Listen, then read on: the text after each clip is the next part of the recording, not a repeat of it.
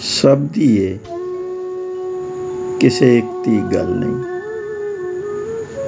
ਇਸ ਮਸਲੇ ਦਾ ਕੋਈ ਵੀ ਹੱਲ ਨਹੀਂ। ਸਭ ਦੀ ਏ, ਕਿਸੇ ਇੱਕ ਦੀ ਗੱਲ ਨਹੀਂ।